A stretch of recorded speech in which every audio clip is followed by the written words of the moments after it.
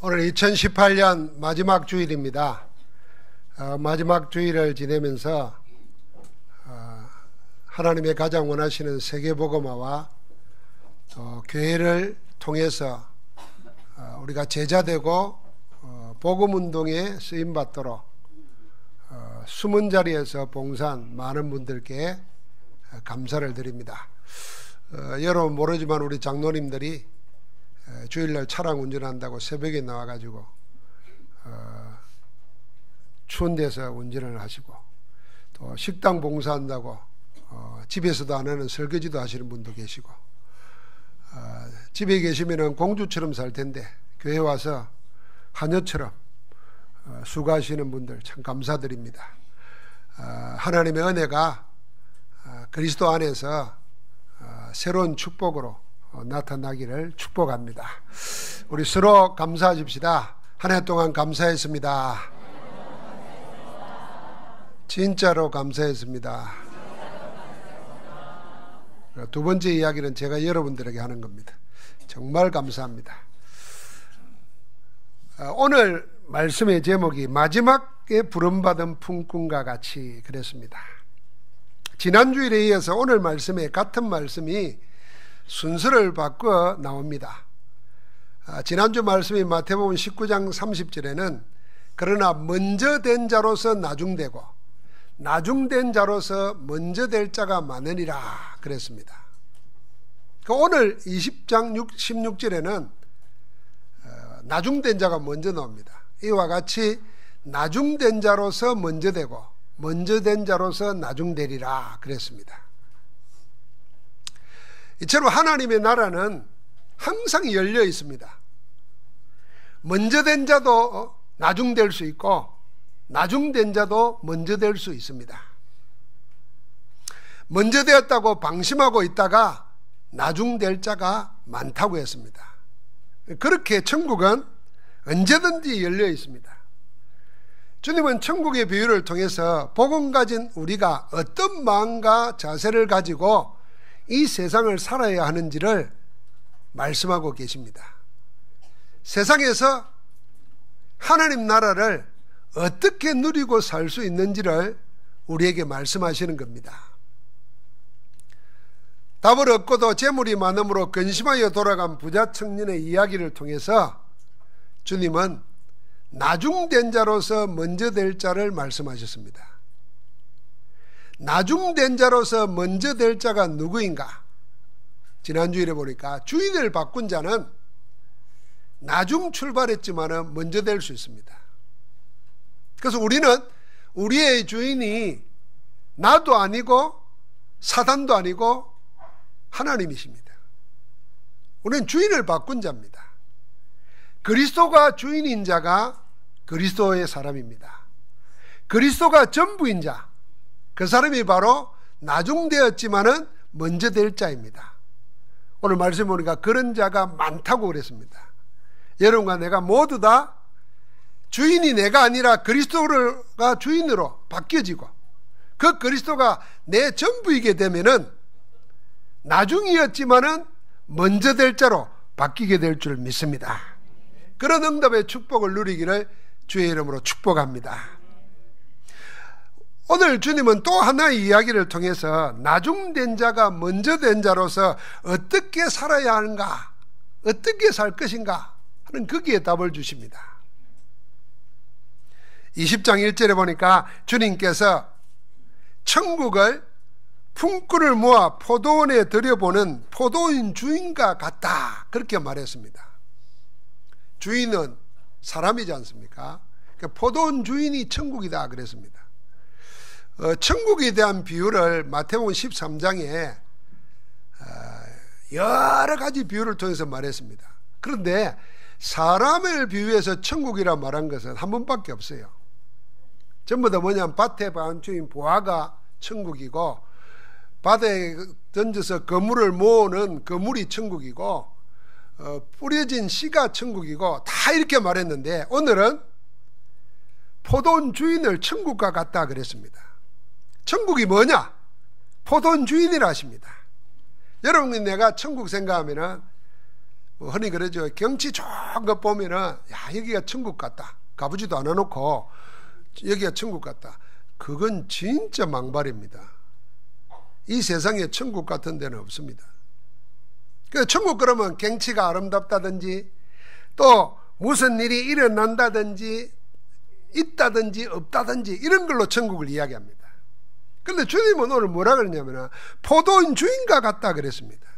이 포도원 주인이 하나님이십니다. 하나님이 천국입니다. 하나님이 곧 하나님 나라이고 하나님 나라의 일입니다. 무슨 말입니까? 하나님이 천국 하나님 나라이고 하나님 나라의 일이 하나님이니 하나님 빼고 하나님 나라나 하나님 나라의 일을 생각하지 말라는 것입니다. 하나님이 함께 하시는 것이면 거기가 하나님 나라이고 하나님 나라의 일이 일어나는 것입니다. 다른 것, 틀린 것, 잘못된 것 거기에 매이지 말고 하나님과 하나님의 것에 집중하라는 것입니다. 거기에 하나님 나라가 이루어집니다.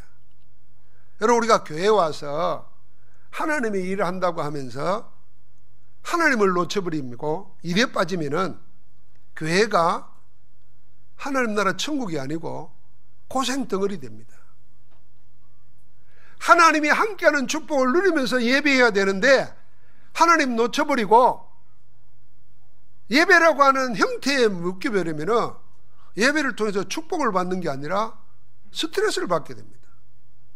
그러니까 하나님이 누구냐? 포도원 주인이 하나님이에요. 천국이 하나님입니다. 하나님께 집중하라는 것입니다. 포도원의 주인이 강장에 나와가지고 놀고 있는 사람들을 다 품꾼으로 일하도록 들여보냈습니다. 유대인은 하루 중에 일하는 시간을 오전 6시에서 오후 6시까지 12시간을 일하는 시간으로 봅니다. 그래서 여기 이른 아침은 제1시입니다. 오전 6시를 말하는 겁니다. 그러니까 제3시는 오전 9시고 제6시는 정오고 제9시는 오후 2시입니다. 그리고 오늘 마지막에 부름받은 이 품꾼은 제11시 그랬으니까 오후 5시입니다. 포도원 주인은 하루 종일 강장에 나가서 놀고 있는 자들을 불러서 자기 포도원에 일하도록 들여보냈습니다. 포도원 주인이 마지막에 포도원에 들여보낸 품꾼은 일할 시간이 1시간뿐입니다. 일한 시간으로 따지면은 맨 먼저 들어간 품꾼은 하루 종일 일했으니까 12시간 일한 겁니다. 나머지 품꾼들은 각각 9시간, 6시간, 3시간을 일했습니다. 어쨌든 마지막에 들어간 품꾼보다는 많게는 12배, 적게는 3배나 더 일한 겁니다. 당연히 품삯을 받아도 더 받아야 됩니다. 그런데 일 다 끝내고 품삯을 계산하는 주인의 셈법이 이상합니다. 세상이 생각하는 것과는 다릅니다. 세상 셈법과는 달라도 너무 다른 하느님 나라의 셈법을 보여줍니다. 하루 품삯을 주는데 똑같이 한 데나리온씩 줍니다. 싹을 나누어 줄 때 맨 마지막에 온 사람부터 품삯을 주는데 1시간 일한 사람에게 한 데나리온을 줍니다. 그러니까 그걸 본 나머지 품꾼들은 다 똑같은 생각을 했습니다. 저 사람이 1시간 일하고 한 데나리온을 받으니까 우리는 저 사람보다 먼저 와서 10시간 더 일하고 6시간 더 일하고 7시간 더 일했으니까 당연히 계산 노는 거 아니겠습니까? 은근히 그걸 생각하면서 야, 오늘 생각보다 많이 받겠구나 이렇게 좋아했습니다. 근데 주인이 이상합니다. 자기들한테도 1시간 일한 사람에게 준 것 같이 한 데나리온만 주는 겁니다. 마지막 1시간 일한 품꾼 외에 다른 품꾼들은 모두 주인에게 원망하면서 항의합니다. 아니 나중에 온 이 사람을 1시간밖에 일하지 않았는데 우리는 종일토록 수고하면서 더위를 견딘 우리에도 똑같이 취급하느냐. 너무 당연한 정당한 항의 아닙니까? 일한 시간이 다 다른데 어찌 똑같이 싹을 줍니까? 일한 만큼 줘야 하는 거 아닙니까? 무리한 거 요구한 것도 아니고 내 일한 만큼 달라는데 뭐가 잘못됐냐? 맞는 말입니다. 지금 이 이야기 들으니까 무슨 생각이 납니까, 여러분? 저는 우리나라 지금 일어나는 일들이 생각납니다.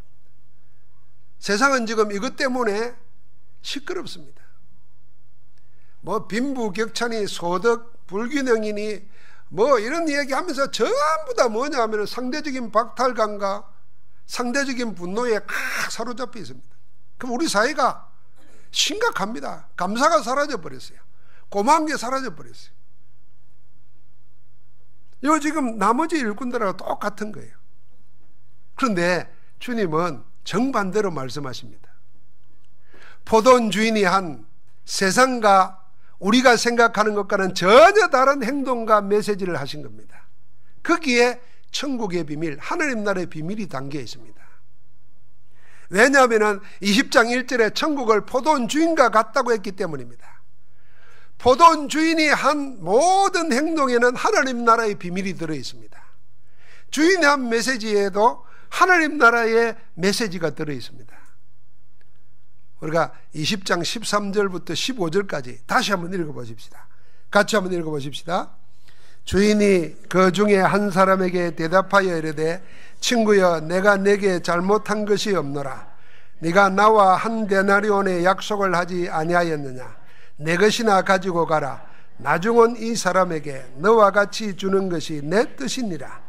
내 것을 가지고 내 뜻대로 할 것이 아니냐. 내가 선함으로 네가 악하다 보느냐.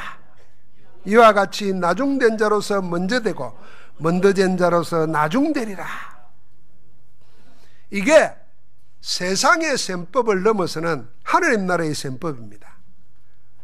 아까 말했죠. 주인의 메시지는 주님의 메시지입니다. 주인의 입을 통해서 주님께서는 하나님 나라의 비밀을 전달하고 있습니다. 여기 하나님 나라의 셈법 거의 세 가지 나와 있습니다. 그 첫 번째가 뭐냐 하면은 주인이 말했습니다. 내가 너희와 한 데나리온씩 약속하지 않았느냐. 하나님 나라의 셈법은 약속대로 하시는 겁니다. 같이 합시다. 약속대로 하신다. 예, 하나님은 주님은 여러분과 나에게 약속대로 하시는 겁니다. 주인에게 불평 원망하는 품꾼들은 모두 주인과 자신들이 맺은 애초의 약속을 잊고 있습니다. 일자리를 주면서 맺었던 하루 품삯으로 한 데나리온을 주고 받기로 약속했던 사실을 잊어먹고 있습니다. 약속은 잊어버리고 지금 눈앞에 펼쳐지는 상황에 매여 있습니다. 자기 약속은 잊어버리고 마지막에 1시간 일한 사람이 한 데나리온 받으니까 계산을 내가지고 우리는 더 받겠구나. 약속이 아니라 상황에 매여 있습니다. 상황에 매여서 원망하고 불평합니다. 분명히 일자리가 없어서 놀고 있는 그들에게, 그래서 자칫하면 굶어 죽게 된 그들에게 일자리를 주인 주인의 은혜는 잊어먹고 있습니다. 여러분, 인생살이의 실패가 어디서 나오냐면 여기서 나옵니다. 약속은 있고 일어나는 상황에 매여서 일비하는 인생은 실패합니다. 그러나 상황을 알면서도 상황에 매이지 않고 약속을 붙잡는 인생, 언약을 붙잡는 인생은 모두 승리하고 성공했습니다. 여러분, 렘넌트 7명의 그 정인들입니다. 모두가 똑같이 뭐냐 하면은 상황에 매이지 아니하고 약속을 붙잡았습니다. 개인적으로 어떤 상황에 부딪혀도 그 상황보다는 하나님의 언약을 붙잡고 함께 하시는 하나님께 집중했던 것입니다. 여러분, 요셉을 보십시오. 노예로 팔려가면서도 그게 자기 신세고 상황이에요. 뭘 안 놓쳤느냐? 상황에 매이지 않고 하나님이 자기에게 보여주신 언약을 붙잡았습니다.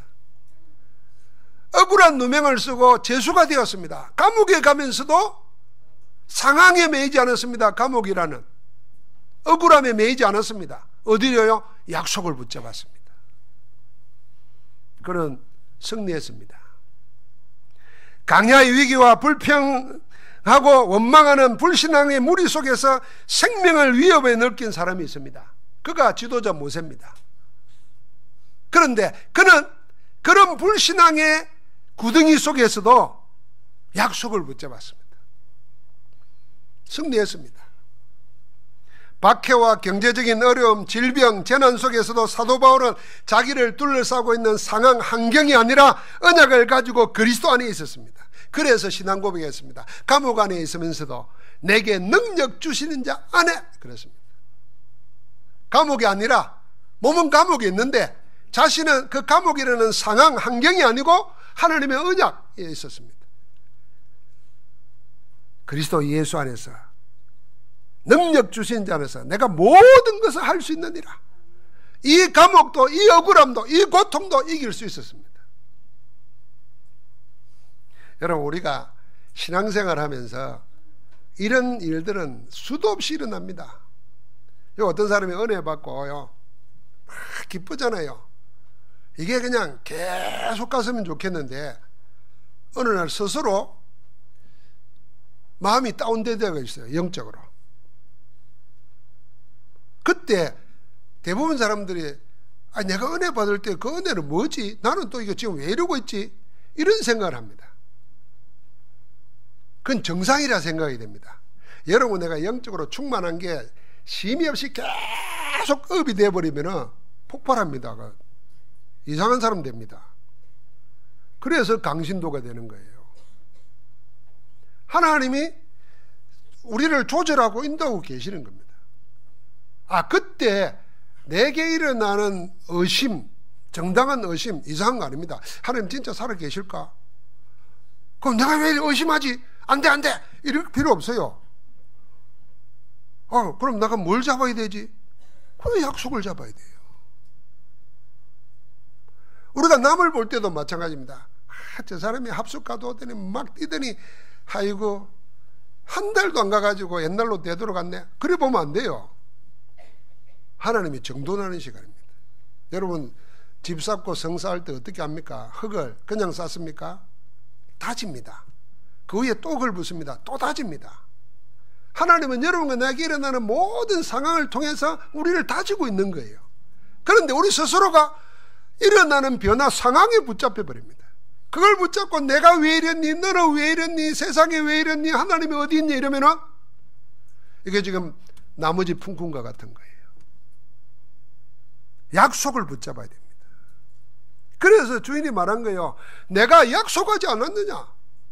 하나님은 약속 잡은 자를 통해서 일하시는 것입니다. 이스라엘이 7 재앙을 당했습니다. 나라 전체가 노예되고 포로로 끌려가고 속국되고 1000년 넘는 세월을 그렇게 살아왔습니다. 이유가 뭐겠습니까? 하나님은 그들에게 세계 살릴 수 있는 언약을 주었어요. 그게 메시아 그리스도 언약입니다. 그 그리스도가 오셨는데 그분이 예수님이십니다. 예수님 안에 그리스도 안에 모든 것이 다 있고 모든 해답, 모든 열쇠가 다 있는데 그건 놔두고 자기 환경, 우상에 매여버린 겁니다. 그래서 그때마다 재앙당한 겁니다. 우리를 보고 뭐하라 그러냐? 세상은 다 변하는 겁니다. 말했지 않습니까? 풀에 꽃과 같고 네? 다 그렇게 지나가는 겁니다. 이슬처럼 사라지는 겁니다. 그러나 영원한 거 하나 있는데 그게 하나님의 언약의 말씀입니다. 그래서 말씀을 붙잡아야 됩니다. 하나님은 약속대로 하시는 겁니다. 하나님 나라는 약속입니다. 약속 잡은 자에게는 항상 하나님 나라와 하나님 나라의 일이 일어나는 것입니다. 포도원 주인이신 하나님은 약속대로 하십니다. 그래서 여러분 항상 약속의 말씀 안에 있기를 주의 이름으로 권면합니다. 그러니까 여러분, 내가 하나님의 말씀을 어떻게 듣습니까? 안 그러면 여러분과 내가 신앙생활 하면서도 변화되고 움직이는 상황에 따라서 왔다 갔다 해야 돼요. 그래서 제정신 차려보면은 자기가 없는 거예요. 세상 환경에, 여건에, 일어나는 문제에 요리 갔다 저리 갔다 정신분열증 환자처럼 사는 거예요. 그러나 정한 바대로 성취하신 대로 이루시는 하나님의 약속 잡은 자에게는 세상이 다 흔들리고 변해도 하나님의 말씀 잡은 자에게는 든든히 서게 되는 응답이 있을 줄 믿습니다. 두 번째는 주인이 뭐라 그랬습니까? 주인이 이렇게 말했습니다. 네 것이나 가지고 가라. 나중에 온 이 사람에게 너와 같이 주는 것이 내 뜻이니라. 그러면서 말했습니다. 내 것을 가지고 내 뜻대로 할 것이 아니냐. 한번 같이 합시다. 포도원 주인은 자기 것 가지고 자기 뜻대로 하고 있다. 그 맞는 겁니다. 자기 뜻대로 하고 있는 겁니다. 여러분, 포도원 주인이 누굽니까? 하나님이십니다. 하나님이 하나님의 뜻대로 하시는 것입니다. 우리는 뭐 이렇게 건강하고 숨쉬고 내가 눕고 내가 일어나고 내가 말하니까 내가 내 생명의 주인처럼 보입니다. 근데요, 자다가 가는 사람 많아요. 이번 주간에도 나이 70밖에 안 된 목사님 한 분이 소천하셨어요. 70 됐으면 옛날 같으면 살만큼 살았는데 아이고 더 사셔야 되는데 이런 얘기 먼저 하잖아요. 그러니까 하나님이 데려가면은 내가 건강해도 소용없어요. 자다가도 가시는 거예요. 우리가 막 건강에 대해서 신경을 쓰고 뭐 좋은 걸 먹고 또 적당하게 먹고 운동하고 이런 이유가 뭐냐면 오래 살자는 거 아닙니다. 건강하게 살자는 겁니다. 건강하게 주의를 하다가 가자는 거예요. 오래 사는 게 무슨 의미 있습니까? 30년을 요양병원에 있으면 그게 죽은 것보다 못하지요. 건강하게 살자고 하는 것 때문에 하는 겁니다. 그런데 우리가 가장 건강하게 살 수 있는 길이 뭐냐면 하나님의 뜻대로 하시는 생명의 주관자이신 그분의 뜻 안에서 사는 것입니다. 천국은 포도원 주인입니다. 주인이 천국입니다. 하나님이 주인이고 천국입니다. 천국은 하나님의 뜻대로 되는 것입니다. 하나님의 뜻이 나타나고 그 뜻대로 이루어지는 것이 하나님 나라입니다. 약속에 의지해서 약속한 대로 이루는 것이 주인의 뜻입니다. 주인이 주인의 것을 가지고 주인의 뜻한 대로 하는 것을 아무도 뭐라고 할 수 없습니다. 물론 약속이 없이 주인 기분대로 상황 따라 하면 그건 무질서입니다. 우리 그런 주인들 많이 보잖아요. 우리나라 성공한 벤처 기업가들이 지금 하는 행태들 언론을 통해서 다 보셨죠. 난 신기해 죽겠어.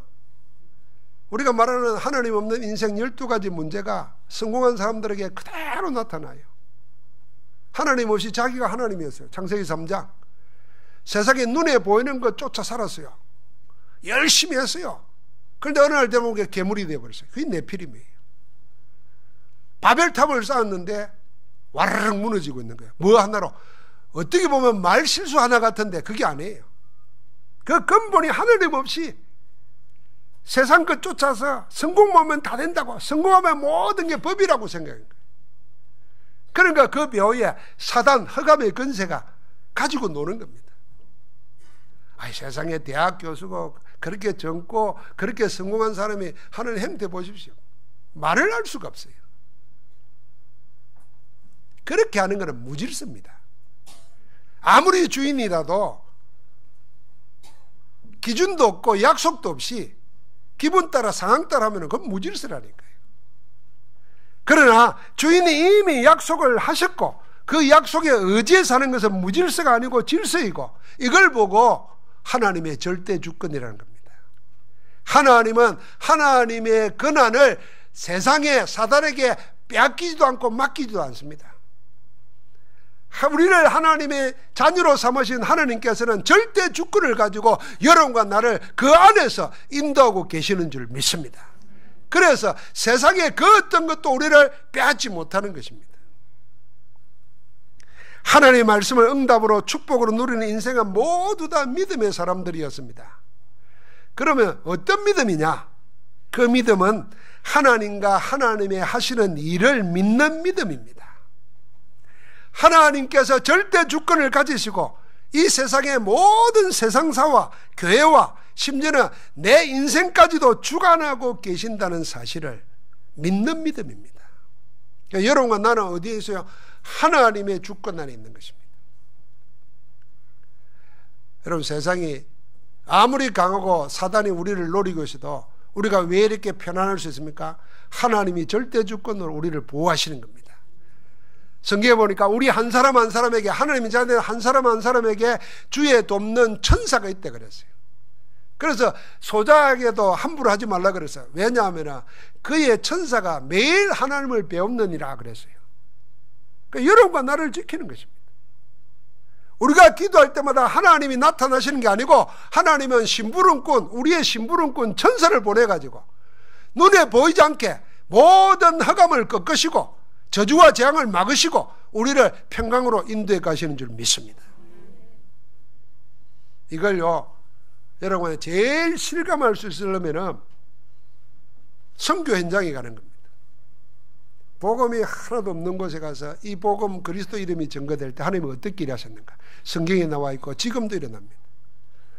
이 땅에 있으면서 여러분과 내가 사단 우상에게 사로잡혀서 12가지 문제로 죽어가는 인생들을 살리기 위해서 복음 들고 나가면 영적 군사, 주의 천군 천사가 우리를 돕고 있다는 걸 체험하게 됩니다. 하나님은 그렇게 일하시는 겁니다. 믿음의 사람은 그 하나님 안에 자신과 관계된 모든 일이 있다는 것을 믿기 때문에 원망이나 불평하지 않습니다. 인본주의 쓰지 않습니다. 묵묵히 하나님의 말씀 따라 인도받아 가는 줄 믿습니다. 그게 행복하고 편안한 삶입니다.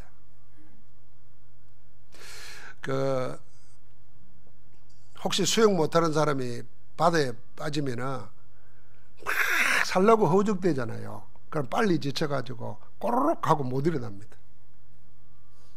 그래서 조금 정신 차리면 어떻게 해야 되냐면요, 그냥 물길 흐른 대로 자기 몸을 맡겨야 됩니다.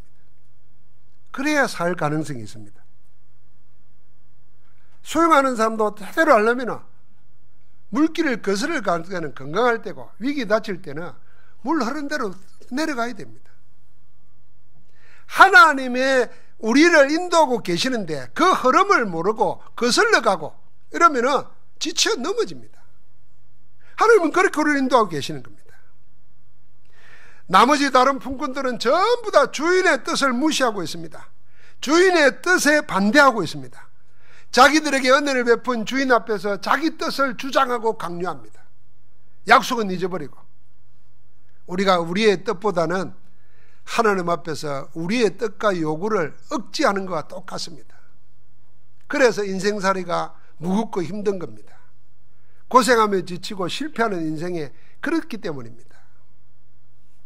하나님의 뜻이 뭔가? 당연히 그것부터 찾아야 안 되겠습니까? 하나님이 그 뜻대로 하신다고 하면은 하나님이 이 시대를 향하고 우리를 향하고 나를 향한 하나님의 뜻이 뭔가? 그게 찾는 것이 정상적인 신앙생활입니다. 아이고, 하나님 뜻 가는 건 나 몰라. 내가 열심히 하면은, 내가 바르게 하면은 하나님의 복 주시겠지. 아닙니다. 하나님과 반대되는 일을 열심히 할수록 그게 죄가 더 큰 겁니다. 하나님의 뜻을 찾고 그 뜻을 알면은 가만히 있어도 되는 것입니다. 그래서 오늘 마지막 1시간 일한 이 품꾼은 그 자리에 있었거든요. 아무 말이 없습니다. 왜요? 말할 이유도 없고 말할 필요도 없고 말할 것도 없어요. 주인이 다 하시니까. 여러분, 내가 하나님의 뜻 안에 있으면 가만히 있어도 되게 되어 있는 겁니다. 그런데 우리가 신앙생활하면 전부 다 미신적으로 신앙생활해요. 우리나라 사람들이 거의 보편적으로 문화가 뭐냐 하면은 기복신앙 속에 체질이 되어 있습니다. 그 바탕이 사마니즘입니다. 무속신앙입니다. 그래서 그게 겉으로 드러나는 것이 착하게 바르게 살아야 복 받는다고 좋은 데 간다는 것입니다. 이게 기본적으로 되어 있어요. 그러니까 착하고 바르게 살려고 하니까 내가 예를 쓰는 거지. 그러니까 하나님의 뜻이 없어요. 내가 정해놓은 대로, 세상이 정해놓은 대로 막 그리 살면 된다 생각합니다. 천만의 말씀입니다.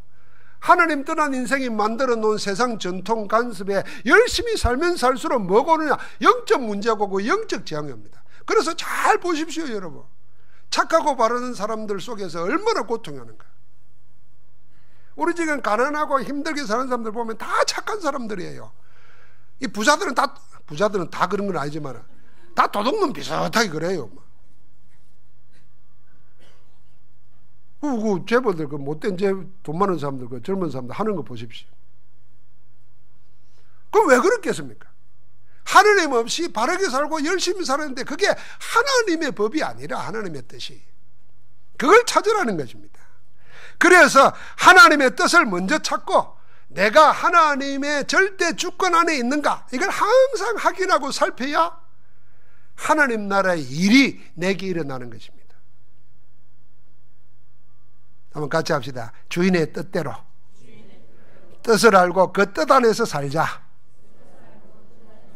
할렐루야. 세 번째는 주인이 이렇게 마무리합니다. 내가 선함으로 네가 악하게 보느냐 그랬습니다. 주인은 지금까지 한 것이 모두 선함으로 했습니다. 포도원 주인이 강장에 나가서 놀고 있는, 그래서 그날 하루 굶게 될지도 모르는 사람들을 찾아서 품꾼으로 자기 포도원에 들여보낸 것은 주인의 선함입니다. 어려움 당한 사람을 오늘 보십시오. 주인이 시간마다 나갔습니다. 시간마다 나가서 찾아내서 자기 일꾼으로 불렀습니다. 주인의 선한 의도입니다. 그런 걸 보면 많은 사람 중에 훌륭한 사람 많은데 나를 부른 것은 틀림없이 하나님의 선함입니다. 아마 마지막에 부름받은 일꾼은 그렇게 일했을 겁니다. 이 마지막에 부름받은 일꾼 보십시오. 지금 1시간만 있으면 해지돼서 일을 못하고 그날 굶게 돼 있는데 왜 일하지 않느냐 그러니까 나를 품꾼으로 써주는 이가 없습니다 그랬어요. 일하기 싫은 게 아니에요. 일하고 싶은데 자기를 품꾼으로 써주는 사람이 없어요. 이게 얼마나 절망스러운 얘기입니까? 그런데 그를 1시간이 있는데도 들여보내고 그에게 한 달란트 하루 품삯을 주는 것은 선한 주인이십니다. 시간을 따져가지고 네 조금 일했으니까 조금만 받아라 하지 않고 똑같이 대우해 준 거 보면 더욱더 선한 겁니다. 그런데 지금 주인을 원망하는 품꾼들은 그 주인의 선한 뜻을 악하게 만들고 있습니다. 그들이 고마우며 약속한 그대로 싹을 주는데도 주인이 어려움 당한 사람에게 베푸는 선의를 원망하는 것입니다. 일할 데가 없어서 놀고 있는 그들에게 찾아와 일자리를 준 주인의 선의를 잊고 있습니다. 오히려 주인을 악한 주인으로 만들고 있습니다. 다른 사람에게 베풀어지는 은혜를 욕되게 하고 있습니다. 여러분, 우리 속에 이런 것이 있어요. 교회 안에서도요, 다른 성도들이, 나 말고 다른 성도들이 은혜를 받고 하나님의 축복을 받을 때 막 기뻐야 되는데 이상하게 기쁨 말고 다른 마음이 생겨요. 시기 질투가 생겨요. 하나님, 나는 왜 안 주고 말이지. 내가 저 사람을 아는데 그 받을 만한 게 아닌데 이런 마음 말이에요. 그래서 그 사람을 축복하기보다는 욕은 안 하지만 무관심합니다. 내가 먼저 받아야 마땅한데 나보다 다른 사람이 더 복받는 것을 불편합니다. 복을 받아도 내가 받아서 다른 사람에게 시에 베풀듯이 나누어져야 그게 가오가 서는 건데 하나님이 나는 놔두고 저 사람에게 이런 마음이 생깁니다. 영 마음이 안 좋습니다. 여러분, 내가 만약에 이러고 있다면 이게 주인의 선함을 악하게 만드는 겁니다. 다른 사람은 뭘 해도 되고요, 나는 뭘 해도 안 되는 것 같아 보일 때, 다른 사람에게는 문이 많이 자주 열리는데 나한테만 문이 닫혀 있는 것처럼 보일 때, 내 뜻대로, 내 생각대로, 내 기대한 대로 일이 안 풀린다고 생각될 때, 그때 의심하고 불신하고 원망하고 흔들리면 선하신 하나님을 악하게 만드는 겁니다. 지금 나에게는 없지만은 다른 사람에게 역사가 일어나는 걸 보니 어떤 생각이 되겠습니까? 나한테는 안 일어나지만 다른 사람에게 하는 거는 아, 이 하나님이 살아 계시는구나, 이렇게 깨달아야 정상이에요. 나한테 역사 안 하면 하나님 없는 거라.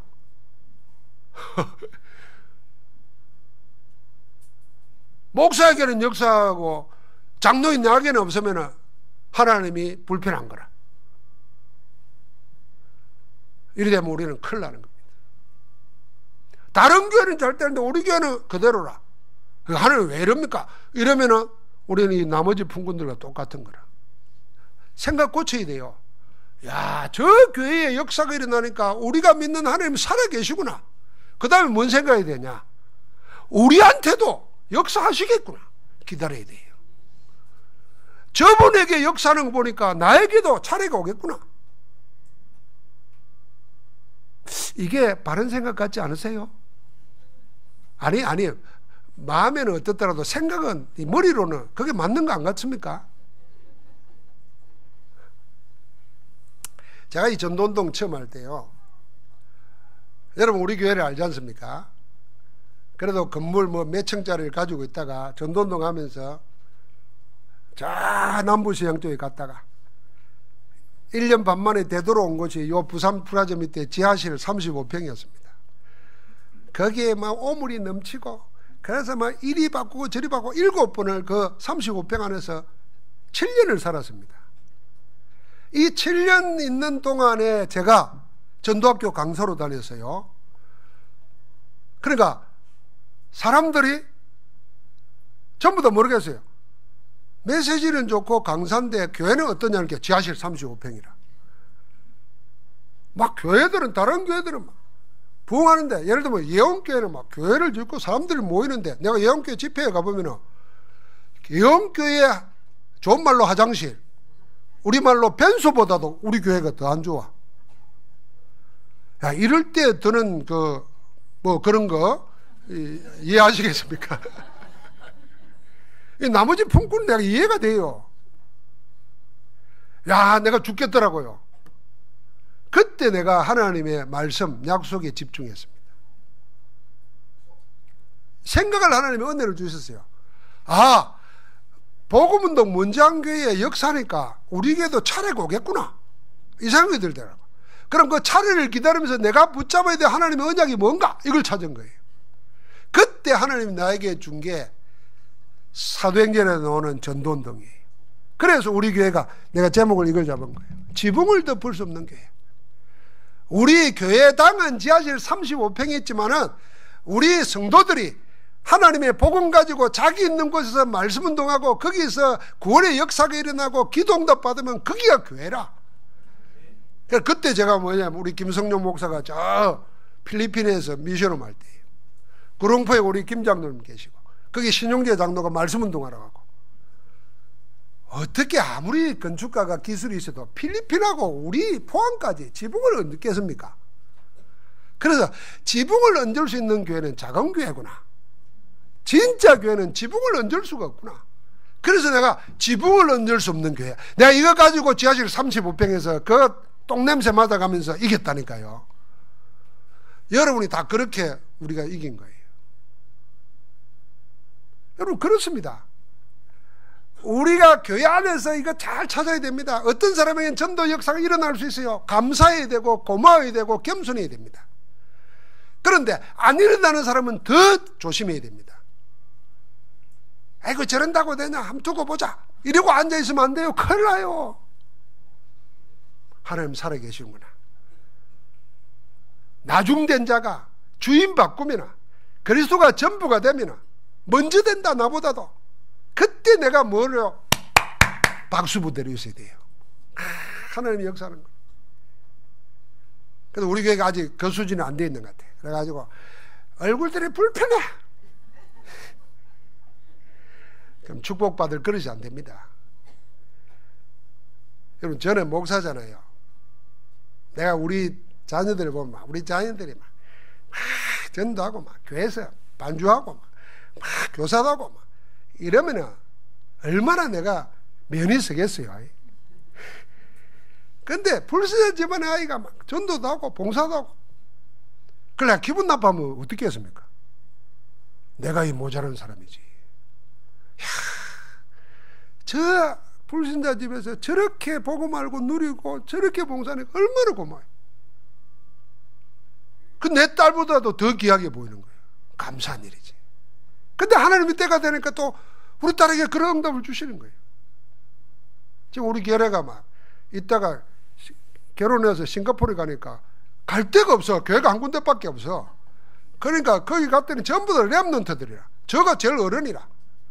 그러니까 막 목사님도 없고 선교사님도 없고 렘넌트도 도우니까 저절로 하나님이 훈련시키는 거라. 아, 하나님이 다 시간표가 있는 거예요. 오늘 집 밖에 나가 있는 우리 자녀들 다 여러분 기도 속으로 막 품으시기 바랍니다. 하나님이 그렇게 하시는 거예요. 그래서 안 된다고 할 때, 힘들다고 할 때 그때 상황에 매이지 말고 약속 붙잡으시기 바랍니다. 그게 하나님이 기뻐하시는 겁니다. 하나님은 지금도 우리를 하나님의 셈법으로 축복하고 계십니다. 여러분과 나를 영세전부터 예정해 놓으셨다가 자녀로 삼으신 하나님은 지금도 선한 의도를 가지고 우리를 축복하고 계시는 겁니다. 그래서 우리를 마음의 소원으로 두고 그 뜻이 이루어지도록 우리 안에서 능력으로 역사하고 계신다고 그랬습니다. 빌립보서 2장 13절. 어느 정도로요? 고린도서 3장 16절에 보니까 우리를 아예 성전 삼고 우리를 거쳐 삼고 영원히 함께하면서 여러분과 나를 인도해 가시는 줄 믿습니다. 문제는 하나님 나를 인도해 가신다는 걸 알고 따라만 가면 되는데 그걸 모르니까 가만히 있는 거예요. 나중된 자로서 먼저 된 자, 먼저 될 자는 자기 생각이나 주변 상황이 아니라 주인의 생각에 자기를 맞추는 자입니다. 그래서 우리는 이렇게 살아야 되지 않겠습니까? 주인이 불러주신 것에 대해서 감사하고 살면은 주인의 선한 의도에 맞춰 사는 사람입니다. 주인이 뜻하신 것을 믿고 그 뜻에 절대 순복하여 살면은 주님의 선한 생각에 맞추고 사는 자입니다. 주인의 선함을 그대로 받아들이면은 그 주인의 생각에 자신을 맞추고 사는 사람입니다. 그러면은 나중 출발했지만 먼저 되는 응답이 있을 줄 믿습니다. 여러분, 우리는 하루의 마지막 시간에 부름받은 품꾼과 같습니다. 그래서 특별한 사람들입니다. 2018년 마지막 주일입니다. 이번 주간 우리는 한 해를 보내고 새해를, 하나님이 허락하는 새해를 맞이하게 됩니다. 여러분, 어떤 마음과 어떤 자세로 한 해를 정리하고 새해를 맞이하겠습니까? 여러분, 내가 마지막 시간에 부름받은 품꾼이다 하는 생각을 잊지 말아야 됩니다. 마지막 때에 하나님이 우리를 품꾼으로, 하나님의 자녀로, 전도자로 불러서 우리에게 당신의 일을 맡기셨다. 천국을 맡기셨습니다. 같이 합시다. 옆 사람 축복하십시다. 마지막에 부름받은 품꾼같이 삽시다. 이 마지막에 부름받은 품꾼은 일할 시간이 1시간밖에 남지 않았습니다. 그러나 조급해하지 마셔야 됩니다. 1시간밖에 안 남았다고 포기하지도 말아야 됩니다. 이렇게 고쳐 생각해야 됩니다. 일할 시간이 아직 남아있구나. 마지막 시간에, 이 1시간에 하루 전부를 쏟아붓고 일한 것처럼 나도 그렇게 살아야 되겠다. 일한 시간을 1시간만 일해도 종일 일한 사람처럼 더 잘할 수 있다. 그런 마음으로 일하면 됩니다. 여러분, 주인의 메시지를 인생 방향으로 붙잡고 살아야 됩니다. 여러분과 나는 상황이 아니라 약속을 붙잡고 살아야 됩니다. 상황은 변하는 겁니다. 지금 안 되는 것 같지만은 안 되는 게 아닙니다. 지금 되는 것 같다고 완성도 아닙니다. 다 과정입니다. 그래서 우리는 영원한 말씀을 붙잡아야 됩니다. 주인의 뜻을 찾아서 그 뜻 안에 살면 됩니다. 그러면 여러분과 나는 선한 하나님 안에서 선한 인도 속에서 열매 맺는 축복된 생이 될 줄 믿습니다. 하나님 감사합니다. 마지막 때에 일할 수 있는 자리로 우리를 부르심을 감사합니다. 이제는 하나님의 자녀일 뿐 아니라 하나님께서 하나님 나라를 맡겨준 품꾼으로 전도자로 살아가도록 축복하심을 감사합니다. 변하는 상황에 자신을 맡기지 말고 내 속에 주신 언약을 붙잡고 그 뜻대로 행하시는 하나님을 믿고 그 안에서 응답받아 누리게 하옵소서. 주 예수 그리스도 이름으로 기도하옵나이다. 아멘.